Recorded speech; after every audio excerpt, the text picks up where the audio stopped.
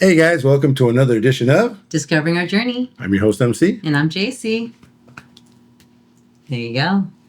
All right. And today we have with us Elizabeth. Yay. All right, Elizabeth. So we're going to be right. We're going to be breaking down what she does, because she is a small business owner. Well, is it a small business owner or is it a charity? It's a nonprofit. It's a nonprofit. But we are going to first get to know you as a person and how you grew up and everything, because you come like us from a large family, right? A Hispanic family. I have two brothers. Two brothers. Okay. And how about your parents? Did they have a lot of siblings? A lot of tios on your side? Yes. Right. My dad had, there we go. A lot of. It always comes out somewhere in the somewhere down. If it's not you, it's your grandparents. My dad had a lot of brothers and sisters, and my mom had two sisters and three brothers, I believe. That's still pretty large right there. Yeah, because then they have kids and they have kids. Yeah. So I had a lot of cousins. Exactly. Yeah. So I'm related to a lot of people. Did you get a lot of get-togethers with your cousins and stuff? My dad's family, yes, when I was younger. But then my parents, after a while, they got divorced. So then they kind of split up a little. Yes, then I did. But that's interesting. So during the time that your parents were together, you were more going to their side of the family, your dad's side of the family, or your mom's side? My dad's side of the family. Okay. Oh, that's interesting. Okay. You grew up with two brothers, and yes. you were which one of the lineup? I was the baby. Baby. Okay. So you were spoiled, watched over. Watched over. Okay. So aggressively watched over. Aggressively watched over. And so when you were little, how did discipline look? Like, what do you now think your parents were trying to protect you or prepare you for when they told you no in your adolescence? Adolescence? Right. When you were dependent, right?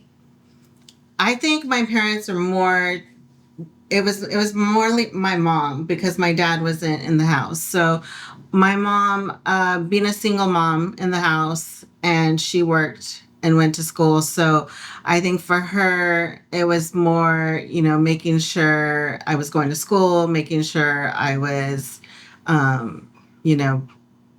not getting into trouble. Yeah. So for her, she would try to ground me. Yeah. I think I spent 1 year, my whole summer grounded. Yeah. Oh, officially grounded. Wow. Officially grounded. Wow. And what did that entail? They took away your TV privileges, going. I know, because everything is different. I mean, it's different, right? So I think we got to be able to go out with my friends. Go out with your friends. Not being able to use the phone. And not be able to use the phone. Yeah. Been there, done that. Yeah. Right? Yeah. So, okay. So when I was younger, I mean, a lot of the reasons that they would say no is because back then, a lot of the cholos were around, right? And so either you got jumped in or especially when you were a chick, I mean, you just did things that you shouldn't be doing, getting boyfriends young and everything. So, I mean, what were they saying no to you for? Like, I wasn't supposed to I could only go on a double date when I turned 15. I wasn't allowed to go on a date by myself until I turned 16. Isn't that like a Mexican thing, though? That must be a Mexican thing. Yeah, because, we always had to have a chaperopone. Like, yeah. Girls, you couldn't be with the guy alone. You couldn't even walk him to his car. The guy had to come out of the car. I think that's a cultural thing. That must be a cultural thing. For a couple of my friends, was the guy that could go out with these girls, but we didn't. It was just, they were really my friends. So I was that guy that the moms would trust, and then my friends would have to call me, be like, "Hey, let's go. We're going here." And it got to the point where it's like, "Hey, I was with you last night." What do you mean? It's like, wait a minute, you're gonna get me in trouble. It's like, you know how to talk to the parents. That's why. So I was always that guy, and I'm like, dude, the one the parents. Yes, exactly. But then I'm like, of course, because he knew how to talk. Always. He'd be Mr. Suave. So I would always be like, then I'd have to, but then I could use it to my advantage. Like, that one friend, won't you invite her, and then we can, then we can go, So, but I was that. I don't know if your parents did they have a certain boy that maybe they were okay with you going out with, that they liked, or?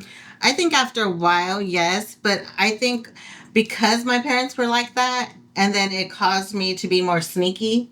Mm-hmm. It caused me to do things behind their back. So I think that's why I ended up not being like that with my kids. Gotcha. Yeah. A little bit more open. Yes, because I didn't have those set rules and times and dates with you had to be this age before you could go out on a date, because of all I did was backfire. I got pregnant when I was 17. Definitely, I think a balance between, when we said it before, everything has to have a balance. It's Right. like, you don't want to give too much to them, but you don't want to take enough to where they're like, what is going on? What am I, how do I get around that? I think when a kid feels like they don't have control, Yes, that's what it is right there. when you can't take their control away. I mean, you have to give them some sense of control or independence, because especially when you grow up in a Hispanic family and you're feeling like you don't have no control, especially when you're the youngest and the only girl, and you don't feel like you have control,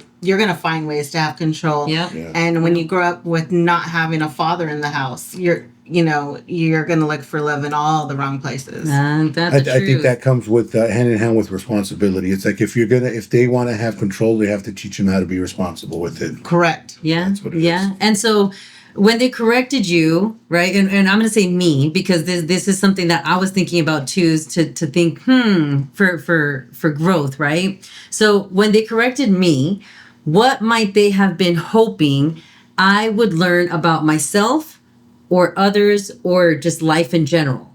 What was the correction for the discipline for? I think so. I would know that, okay, this was inappropriate.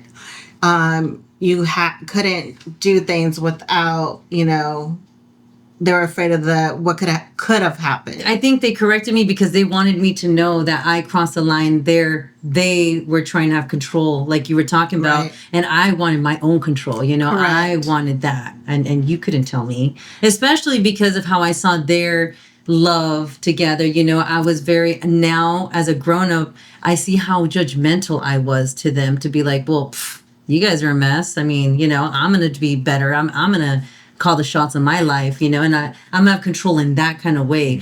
Yeah, I feel like for me, it was, I've just been very strong-minded and just, opinionated. So a lot of times, I'm the kid that's like, can ask like, why and stuff. And You're a white kid. yeah, I'm a white kid, like, and sometimes I didn't have to ask why. It just doesn't make sense to me, certain things. So I would challenge, my parents a lot in different ways. And even though they wanted the best for me at the time, like I said, I don't think that they might have had the ability or tools to be able to want better for me. I remember, I was all F's.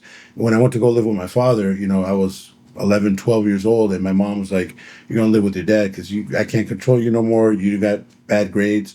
And I was flunking, I was flunking PE. I didn't want to do nothing. See, and don't you think, though, looking back, that's exactly what the next one was about too, is like, don't you think that was unfair of you? Because their expectation for you was to do better, because we always wanted our next generation to do better than we did, right? Which Yeah. I'm sure a lot of them, like I heard my family, a lot of them dropped out of school and started working, right? So they're like, pero tú, you're going to go to college. I'm working hard for you. But it's just the way that, I went from one parent that didn't know how to discipline at all, that didn't know how to make anything, that would, if I'd be like, hey, I can't find my backpack, I'm not going to school. I just wouldn't go to school. I didn't, the only reason I actually didn't not go to school was because my friends were there. So it's like, I don't want to stay home. Right. But Same so it way. went from my mother being that way to my father expecting, the best out of me, but not being able to share that with me by, me. I'm like, hey, Dad, look, I got a B and a couple D's and some C's and stuff. He's like, you could do better. Oh, okay. I was like, did you really try? I was like, I came from math, man. What's wrong with you? So it's like, but you can. It's like, Yeah. oh, man. So it's that, and when you're a kid, you don't understand that. You're like, dude, I came with this, and it's like, you just pooped on my picture. Dang it! It's like, look what I got, and he's like, So it's like, again, not taking that he knew how to, but he didn't know how to, like, because he thought of me higher and knew that I could, and I knew that looking back, of course, I didn't try as much as I know I should have. But the thing is, I'm a kid, so you can't do that. How do you feel like you encourage your kids, to be responsible, to be, when they're instead of breaking them down, building them up? I think for me, I I raised 7 boys. So I basically couldn't each of them were different. Yeah. So, some of them, it came easier than others. So one of the things I realized is, I personally, I was that straight A student. So, and school came easy to me. I loved Nice. school. Nice. But on some of them, it wasn't as easy. It was harder. So, I think I had a lot more compassion with them with school because I'm a perfectionist, and I got becoming a perfectionist because I always wanted to please my mom. I wanted to be that A student. I wanted to have those good grades to show her, like, hey, I didn't want to hear her say, well, you got this.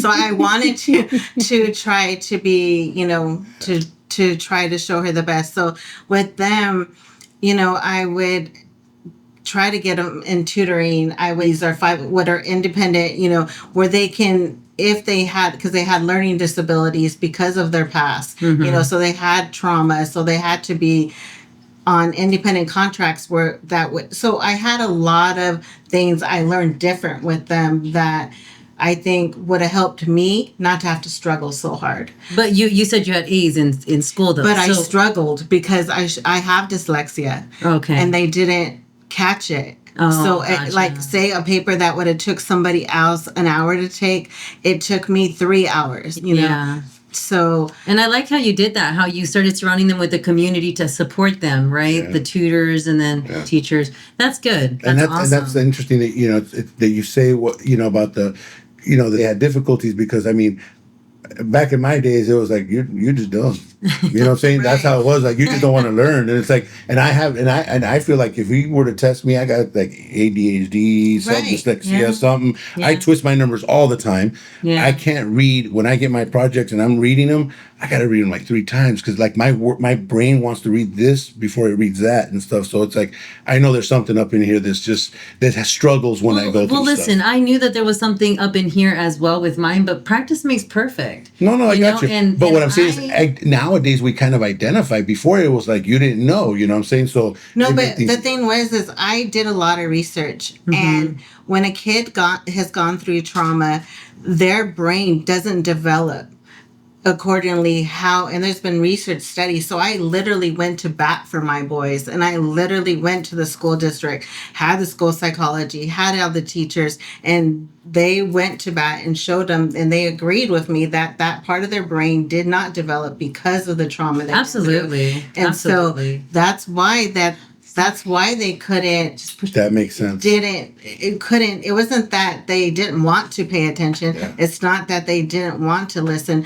So to be able to get the term, so they didn't feel like they were just dumb or just lazy or whatever. Yeah. Because if not, then that's why I think kids drop out of school. Absolutely. So I think being able to understand and being able to relate with the kids, I think that's why the success of all my boys are so good.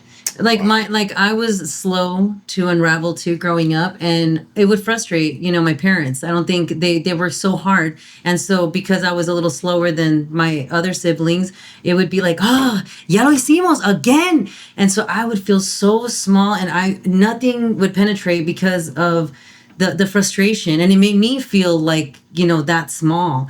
And so it was rough. It was rough. And so I was proud of myself, though, that growing up, no one thought I was going to amount to anything. But then I went to college, and then college again. And then I got my diplomas and my degree. I was so proud of myself. And no matter what anything anyone said, dude, I was always trying to prove them wrong. And I never went to school because I wanted to. I only did it because I wanted to prove people wrong. Exactly. And then that's what I'm saying is I didn't want my kids to feel like they had to go to school, they have to go to college to prove anybody wrong. I wanted them to do it because that's what they wanted to do, and because for their success. Absolutely. And that's why I think they are so successful, because they're doing it because the passion they have, because Absolutely. of, that's why I went back to school, and I took so long I had to scholarship to robotic engineering, but I didn't go because I felt like everybody, that's what they wanted me to do, not what I wanted to do. Oh, girl, I And hear that's you. and that's I feel like what happened with me, where I dropped out of school at 17 because I got a job and I got a car, and I thought, hey, I'm gonna prove you guys wrong. And then what happened is I lost my job, and then I got my car repoed, so then I went back to school. Yeah. And what happened? I went and I this time I did it all for myself. Right, So this time right. around I had to unfortunately go through that right there and graduate at like 19 or whatever. But you know what? I went back, I got my GD +3 and said, oh, congratulations and stuff like that, Exactly. because I really went that time because I felt like, okay, this is my decision. Yeah. And that's why it goes back to what I was saying. You had control over your life. Mm-hmm. And that's why I think what happens is we try so much as parents to do the right thing that we don't realize we're taking too much control out of these kids' hands. And when you too much control and you cuddle them too much, then you're actually enabling them. But now as a parent, I'll tell you, everything has a balance. Exactly. Okay, Well, there's a difference we can't be between guidance. overly suffocating, Well, but we can't be like tampoco así. There's a because guidance and a they'll pushing, they'll too. take the arm, especially with guys. Oh. Yeah, especially, I'm sure you know that with boys. You give them a hand, they'll take the whole arm. Well, That's why there has to be a balance. exactly. be a balance. And there's a difference between guiding someone and pushing someone. Yes. Right. Yes. You're right. You put them in front of the plate, but you can't make them eat. I mean, my last one just left to college, and he was very upset because me and my husband decided, no, you're not taking your car your first semester. Oh. And, yes, he's 18, and yes, but I bought the car. So, we pay the insurance, and, that is something that me and my husband decided together, that we don't want you to have a car because this is your first time being away from home. This is your first time going to school. We want you to concentrate on school and football. Yeah. So there's the balance. Yeah. He's getting his car back in January. Wow. We're okay. That's Nobody awesome. died. Nope. I said, did you die? Right? Nobody Did you died. That's And good. he's doing good, and he's with no cars. So there's the balance. Yeah. He did not talk back. Yeah. He did not disrespect me. Yeah. You can have a balance and tell them in a respectful way and let them know you are hearing them. Yes. And you know what he told me? Mom, I'm glad you didn't let me take the car because everybody else doesn't have a car, and they would have all wanted to use him as an Uber. Yep. That's what it is. In a year and a half, that kid put over 40,000 miles on his car. A year and a half? A year and a half. Hey, I got I you. work, and I don't know if got I could. I put 20,000 miles in a year. Hey, when and you have and good I'm things, work. friends will flock, dude. Yeah. Friends will flock, and they're all mooches. I know. And They'll that's always what I help you to tell spend them. it. Yep. So that's what, I just, like you said, you just have to have balance. And as a parent, I told him, I'm not here to be your homie. I'm not here to be your friend. Yeah. And, he'll come inside sometimes and say something to me when he was going to school. And I said, dude, go out the door and come back again. There you go. He's like, what? I said, go outside and come back a minute. I'm not your homie. I'm not your bruh. I'm not your friend. I'm your mom. And I know I deserve it. So go outside and come back again. I love that. Oh, okay. So how about routines or habits? What routine or habits did my family keep that I used to resist, but now you might see it as being meaningful? For me, I think that's eating at the dinner table. No talking? No talking. Oh, There okay. has to be talking. Wait a minute. You know, but you brought it back from back then. No, I think that is so important. That is so important to just always eat at the table and just kind of have that talk, about friends and, because you got to walk them through the process. I'm noticing now, speaking of my childhood, when I would talk to my parents, I wouldn't talk to my parents because the one time that I did try, I remember really helping me to identify and pull apart what was really happening. But I trusted her in a situation where I said, hey, yeah, so my friend just stole this from me, my friend. And she's like, pues ay tú de tonta por dejándote y ta, ta, ta, ta, ta. And yeah, you think about it, you're like, yeah, an adult to adult, you think, yeah, ay tonta, right? But as a kid, you need more of the step-by-step to see where they were mentally. Yeah. And that's where I tell my kid, well, how close is this kid to you? Why would they feel like they can do that to you and jib you? You think that's a true friend? Like I help them. Do you see him do that to other people? Do you do that to them? Right. Or do you do it to see? I mean, decipher the whole thing to understand it, not just like, be okay with it. For me, I also do like the dinner, sitting down. We with my mother, we ate at whenever we wanted to Yeah. eat, so we didn't have a time frame. Yeah. With my father, then there was a sit down, even though we couldn't talk, so we had a. I would sit there and I'd be the guy making women, and so I would do a lot of different movements and stuff because they said no talking, they didn't say no movement, so You were always a payaso, that's why. Again, I don't like. Y no comen. Don't like authority, so I always made. What about you? I think for me is my mom taught us that before we go anywhere, like when we're in the car, we always pray. Like to pray before you go anywhere. So I've always taught my kids, like, make sure you say a prayer before you leave. Yeah. And like, I always tell the boys, say, pray before you go to sleep. And, and I think just praying, like, it's just a routine now. Like for me, I think that's something that I kind of carried over with them. Like, did you pray before you, pray when you get in the car? Just because, it's just like a habit now. I always pray when I get in the car. That's good. That's awesome. Yeah. And was there any unspoken rules that your parents were trying to live by? Like the no talking at the table? Yeah. Right. Well, no, unspoken rules. Like things that you already knew because your parent was a certain way about something. Well, I knew I couldn't talk at the table. I knew that we didn't drink my mom's Pepsi. Like I grew up knowing that you don't touch my mom's Pepsi. Like, and we just didn't touch it. And then like sometimes I would have something. Someone has it. No, it's an unspoken rule, man. You just know. We just knew you didn't touch my mom's Pepsi. And then when I had my kids and I would have something in the fridge, I was like, that was mine. And I was like, how come they don't? How come my kids still touch my stuff? Like my son will be drinking my drink, and I'm like, what happened to my rules? It's got your name with the sticky and everything on it, and it's like, wait a minute. Still open it. It's like, it doesn't matter. No. Yeah. So, but my mom, we knew like that was her Pepsi, and you just did not touch it. Yeah. You did not. Even to this day, I go to my mom's house and we know not to touch her Pepsi. Yeah. Like to this day, we just know. I'm trying to think. I don't know. Do you have one? For ours, let me see, an unspoken rule. Well, my tia Rosa had the soda one. That's a good one. My mom, what does she have? My dad, you didn't go into the garage without him. It was an unspoken rule. Oh, wow. You just didn't. You did not. He will invite you in, but you just did not go in there.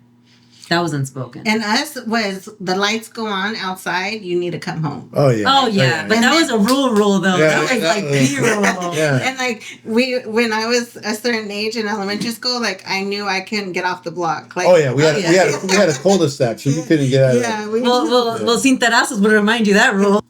Okay, so were there family traditions that seemed strict or pointless to me then, but now I see it seems rooted in care and structure? For me, I think, like you said, the prayer thing, it was more church. Mm-hmm. So it was, even though I didn't see my parents very holy, they always said church was important, and we'd always go to church and serve. My dad was always trying to serve and be a part of that. So that was, and he was strict. Yeah. He was strict. I like being part of the house, having chores. I feel like, my father took it to a different level, sure. Mm-hmm. But I do think that being part of a family, we have our chores that we do and stuff like that, and feel, we should feel good about them. Not feel like we have to do them, but we want to do them to be a part, Unfortunately, they made me the gardener, and I don't really like to garden. Yeah. So, it's like I'd rather do something else. But that was my thing. And, I just didn't, but I appreciate it a little bit more now, just that there's something there that should be, given. I don't know about you. That gave you structure. I think for me, one thing that I have to say that I really appreciate from my mom is my faith. Because at such a young age, I don't know where I would be without it. And I really feel like, my kids, the older ones, I grew up Catholic, so there were altar boys. My younger ones were altar boys. My youngest went to Catholic school. So, like, if nothing else, even though through our whole dysfunctionalness, like we went to church on Sunday. We still, even if the whole week was crazy, at least we went to church on Sunday. Yeah. So I think just having to know that I had somebody to pray to, like at least I had God in my life. I think even in the dysfunctionalness, I think that's one thing I really thank my mom for, is growing up with that family faith base and knowing that my kids had that too. Yeah, absolutely. I think it's very important. I really do think to take kids, to church and to try to teach them as best you can. And your kids, might not. Some kids might not be so into it. Some kids might not be. But you know what I say is, just plant the seed. Yeah. Exactly. Plant the seed. You know what? Make them feel It's comfortable at church. They might not know what's going on. They might not want to be there. They might not want to listen. But I'm telling you, it's so important to plant that seed. So the day that they're ready and they hear, they feel something and hear something, they're like, oh, what is this? And they always will. And they will come around. They will be there. But the thing is that you got to plant the seed. Always. Yeah, because even Always. now what I do is I send them like a Bible scripture or something every single day. So I feel like I planted the seed, now I'm watering it. Yes. Even if they don't go to church, at least I'm watering it every day. Yeah. And you know what? They might not open every single one you send, but you know what? If 1 out of 10 they open, that's the one. I have a friend that does that and sends me some, and I'll be honest, I don't open them. But every once in a while, I'll open them. I swear, I'm like, dude, I needed to hear that. I needed to hear that. So I don't always see them, but the one times that I'm like, sometimes I'll be like, and I'll open 1 or 2, and I'm like, dang, that was like for me. But even then, what's beautiful about it is that your kids are always going to know that's something mom always did. No, and what's Always. amazing is one of my sons, he showed his friend, and he's like, man, the only thing my mom does is when she texts me, she's yelling at me. Did you drink my Pepsi? So she's like, it's pretty cool that your mom sends you scripture. that is So I awesome. told my son, why don't you start forwarding what I'm sending you to your friends? I love that. What's neat is like I Share send the out over message. 140 script to different people every day. And I love them. and when but those people send them to another, Yes. So it's like, it's neat that now some of my boys send me scriptures back. So, I'm just planting those seeds and watering them. And like I said, there's times that I'm going through something and I'll, I know that she sends them. So I'll go in there and look, and I'll look at 1 or 2 of them, and I'm like, dang, okay, that's what I needed. All right. It's like I said, all you can do is put it out there. And That's then it. sometimes though, I do see like, it's almost like a little prayer where I'm just like, oh, I know exactly who that's needed for. And it's nice to pass it around. So Right. keep doing that. That is awesome. Yeah. So what did my parents seem to care deeply about that I overlooked or dismissed? Can you think of anything in that arena? Because one thing that brought me to my knees that I really didn't think about when I started to forgive my dad, especially from all the hurts and the pain that he caused me, was that he always did it his way, which was always such a big thing to me. Like, I hated it. That's what brought the rebelliousness in me, because I wanted control of my own of some sort. But he would wake us up at 5 a.m. to go fishing. He would take us to bike rides at 5 a.m, and I then I thought it was torture, and I thought, dude, why? And I'd fight him for it. But now I see how he was trying to share time with me. It was his way, not mine, but his way of sharing time, and gardening, right? Walks, parks. I mean, it was always his way, but I dismissed that then. And I see that now, that I'm grateful for that. Oh, I didn't even give my mom any love too, because my mom, she was the star of it all. My mom took on a lot. So I forget to give her props too, because she was just everything. But her, I do remember one thing that she always did, which I overlooked, was anytime there was a cupcake sale, she would stay up super late to bake for me, or like a cake sale or whatever. And I'd be like, ah, or she'll make me little lunches and stuff. And so I didn't have to get in line and do the cafeteria thing. And those little things, like, I forget how meaningful they were to me. I took them for granted in the moment, because it's like, agarra eso. And I'm like, but But now that I'm a mom and I see the esfuerzo, from going to work and then having all these kids and the responsibilities, and then Man, it's tough for me. I don't know. I'm trying to think. My mom did, she just worked a lot, and she just worked a lot. And I mean, eh, that's all that I remember. She just worked a lot. So it's like I was mostly with my grandmother. yeah, So when in my younger years is how kind of how it was, and with my dad, a little bit almost like what you're saying. It's like I don't think he knew how to show his love. So the way he showed it, I guess, just it's just weird. I guess if you look at it again, we go back to the grades. He just wants to be better for me, right? yeah, But the thing is that telling me like that at that time, it's like I don't think about it like that. I think about it like I didn't care, and now I start to care, and now you don't seem like it's good enough. So it's just difficult. I think especially throughout the generations how parents were raised, and if you ask, and sometimes if you ask, I've asked my father how was his father, and they're like, oh dang, oh that was even worse. yeah, You know what I'm saying? So it's like so they I know that they say you have to be able to learn from something, to teach something. But if the good things are getting it better, yes, refining it and stuff yeah, like that, refining it. Because if you start listening to, I talk to my father-in-law sometimes and my mother-in-law and stuff about their parents, and I'm like, man, you guys aren't like that, and it's like, wow, that's crazy. yeah, So yeah, I don't know if there's something that For me, I'll be honest, is I'm thankful now. I wasn't then, is going to all the Bible studies and prayer meetings with my mom, because now I can relate back. But then I was like, are you serious? Another Bible study, another prayer meeting. I mean, I So it went past the Sundays. It was like Monday, Thursday, like yeah, my mom was always in charge of like their prayer meetings and Bible studies, and then they had the shepherd group, and it's like there was always something every and my mom was always in charge of everything, and then people would come over and pray. She would pray for them, or we would go pray for them, and I would always go with her everywhere. And I didn't realize it now, but because I had the gift of tongues at a very young age, like very, very young age. I don't know, maybe I don't even remember how old I was now, but very young. And I'm very blessed for it now. But back then, you're a little kid, you're like, oh my gosh, again. But now I'm grateful for it. I'm grateful for it because, like you said, my mom was planting all those seeds and watering them, and I didn't even realize that. I was thinking this is torture.